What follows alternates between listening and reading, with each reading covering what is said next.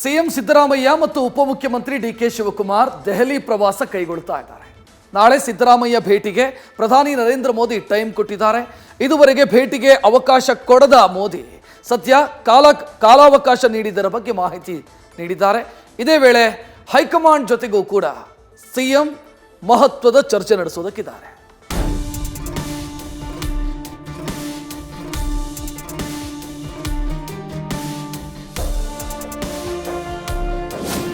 ರಾಜ್ಯ ನಾಯಕರ ದಂಡು ದಿಲ್ಲಿ ಯಾತ್ರೆ ಹೊರಟಿದೆ. ಲೋಕಸಭಾ ಚುನಾವಣೆ ಸವಾಲು ಎದುರಿಸಲು ಹೈಕಮಾಂಡ್ ಕೊಟ್ಟ ಬುಲಾವಿಗೆ CM Siddaramaiah, DCM DK Shivakumar ರಾಜಧಾನಿಗೆ ಫ್ಲೈಟ್ ಹತ್ತುತ್ತಿದ್ದಾರೆ. ಆಂತರಿಕ ಸರ್ವೆ ಶಾಕ್ ಬಳಿಕ ಹೈಕಮಾಂಡ್ ಜೊತೆ ಚರ್ಚೆ ನಡೆಸಲಿದ್ದಾರೆ. ಈ ಪ್ರವಾಸದಲ್ಲಿ ಸಿದ್ದರಾಮಯ್ಯ ಮ್ಯಾರಥಾನ್ ಮೀಟಿಂಗ್ಗಳಲ್ಲಿ ಭಾಗಿಯಾಗ್ತಿದ್ದಾರೆ. 4 ದಿನ ಡೆಲ್ಲಿಯಲ್ಲಿ ಸಿಎಂ ಡಿಸಿಎಂ ಬಿಡಾರ. ಸಿದ್ದರಾಮಯ್ಯ ಭೇಟಿಗೆ ಸಮಯ ಕೊಟ್ಟ ಮೋದಿ. ನಾಳೆ ಸಿಎಂ ಸಿದ್ದರಾಮಯ್ಯರಿಗೆ ಭೇಟಿಯಾಗಲು ಪ್ರಧಾನಿ ನರೇಂದ್ರ ಮೋದಿ ಟೈಮ್ ನೀಡಿದ್ದಾರೆ. ಬೆಳಗ್ಗೆ 11 ಗಂಟೆಗೆ ಸಂಸತ್ನಲ್ಲಿ ಮೋದಿ ಭೇಟಿಗೆ ಸಮಯ ನಿಗದಿ ಆಗಿದೆ. ಸಿದ್ದರಾಮಯ್ಯ ಸಿಎಂ ಆದ ನಂತರ ಪ್ರಧಾನಿ ನರೇಂದ್ರ ಮೋದಿ ಅವರನ್ನ 2ನೇ ಬಾರಿ ಭೇಟಿಯಾಗ್ತಿದ್ದಾರೆ. ನಾಳೆ ಸಂಸತ್ ಭವನದಲ್ಲಿ ಮೋದಿ ಅವರನ್ನ ಸಿದ್ದರಾಮಯ್ಯ ಭೇಟಿಯಾಗಲಿದ್ದಾರೆ. ರಾಜ್ಯದಲ್ಲಿ ಈ ವರ್ಷ ಉಂಟಾಗಿರುವ ಬರ ಪರಿಸ್ಥಿತಿಯನ್ನ ಪ್ರಧಾನಿಗೆ ವಿವರಿಸಲಿದ್ದಾರೆ. ಕೇಂದ್ರದಿಂದ ಬರ ಪರಿಹಾರ ಬಿಡುಗಡೆ ಮಾಡುವಂತೆ ಕೋರಲಿದ್ದಾರೆ ಎಂದು ತಿಳಿದು ಬಂದಿದೆ. ಕೇಂದ್ರ ಸರ್ಕಾರದ ನರೇಗಾ ಯೋಜನೆ ಅಡಿ ಮಾನವ ಕೆಲಸದ ದಿನಗಳನ್ನು ಹೆಚ್ಚಿಸುವಂತೆ ಮನವಿ ಮಾಡಲಿದ್ದಾರೆ. ರಾಜ್ಯದ ಜಿಎಸ್ಟಿ ಬಾಕಿ, ಕೇಂದ್ರದ ಸಹಾಯ ಅನುದಾನಗಳು, ಕೇಂದ್ರ ಪುರಸ್ಕೃತ ಯೋಜನೆಗಳ ಅನುದಾನ ಕಡಿತದ ಬಗ್ಗೆ ಚರ್ಚಿಸುವ ಸಾಧ್ಯತೆ ಇದೆ.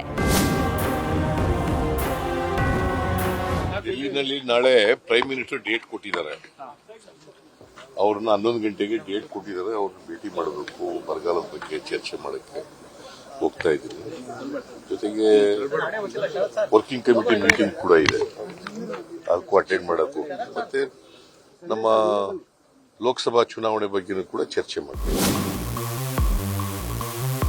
ಇನ್ನು ದೆಹಲಿ ಭೇಟಿ ವೇಳೆ ಕಾಂಗ್ರೆಸ್ ಕಾರ್ಯಕಾರಿಣಿ ಸಭೆಯಲ್ಲೂ ಸಿಎಂ ಭಾಗಿಯಾಗ್ತಿದ್ದಾರೆ. ಇಂದಿನಿಂದ 4 ದಿನ ಡೆಲ್ಲಿಯಲ್ಲಿ ಬಿಡಾರ ಹೂಡಲಿದ್ದು ಹಲವು ವಿಚಾರಗಳ ಚರ್ಚೆ ನಡೆಯಲಿದೆ.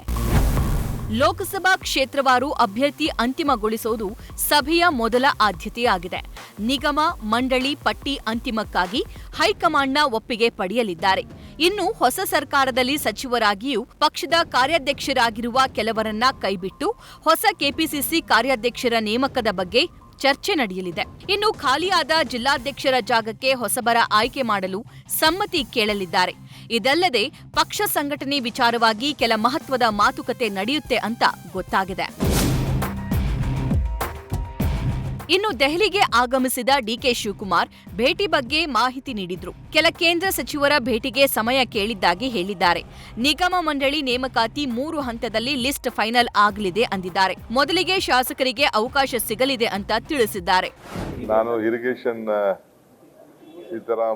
ನಿರ್ಮಲಾ ಸೀತಾರಾಮ್ ಅವರು ಅನೌನ್ಸ್ ಮಾಡಿದಾರೆ 5,400 ಕೋಟಿ ಕೊಡ್ತೀನಿ ಅಂತ.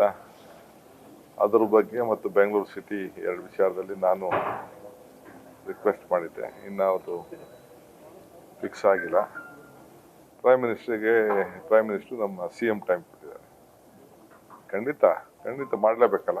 ಎಷ್ಟು ದಿನ ನಾವು ಇಟ್ಕೊಳ್ತೇವೆ. ಮೊದಲ ಹಂತದಲ್ಲಿ ಎಷ್ಟು ನಿಗಮ ಮಂಡಳಿಗಳನ್ನ ಭರ್ತಿ ಮಾಡಲಾಗಿದೆ ನಾನು ಹೇಳಕ್ಕಾಗಲ್ಲ. ಒಟ್ಟೊಳಗೆ ಹೆಚ್ಚು ಕಮ್ಮಿ ಶಾಸಕರದ್ದು ಫಸ್ಟ್ ಲಿಸ್ಟ್ ಮುಗಿಸ್ತೀವಿ. ಕೆಲವು ವರ್ಕರ್ಸ್ ಆದರೆ ವೆಲ್ಕಮ್ ಟು ಸಮ್. ಒಟ್ಟು ಎಷ್ಟು ಹಂತದಲ್ಲಿ ನಿಗಮ ಮಂಡಳಿಗಳನ್ನ ವಿಸ್ತರಣೆ ಮಾಡ್ತಾರೆ? 3 ಹಂತ. ಒಟ್ಟಾರೆ 4 ದಿನಗಳ ಕಾಲ ಸಿಎಂ ಡಿಸಿಎಂ ಡೆಲ್ಲಿಯಲ್ಲಿ ಠಿಕಾಣಿ ಹೂಡ್ತಿದ್ದಾರೆ. ಪಕ್ಷದ ಜವಾಬ್ದಾರಿ ಮತ್ತು ರಾಜ್ಯದ ಅನುದಾನ, ಪರಿಹಾರ ಧನದ ಬಗ್ಗೆ ಪ್ರಧಾನಿ ಮೋದಿ ಸೇರಿ ಕೇಂದ್ರ ಸಚಿವರ ಜೊತೆ ಸಿಎಂ ಚರ್ಚೆ ನಡೆಸಲಿದ್ದು ಎಷ್ಟರ ಮಟ್ಟಿಗೆ ಫಲಪ್ರದವಾಗಲಿದೆ ಅನ್ನೋದು ಕಾದು ನೋಡಬೇಕು. ಜಗದೀಶ್, ನ್ಯೂಸ್ ಫಸ್ಟ್, ನವದೆಹಲಿ. ನ್ಯೂಸ್ ಫಸ್ಟ್ ನಿರ್ಭೀತಿಯಿಂದ ನಿಮ್ಮ ಪರವಾಗಿ.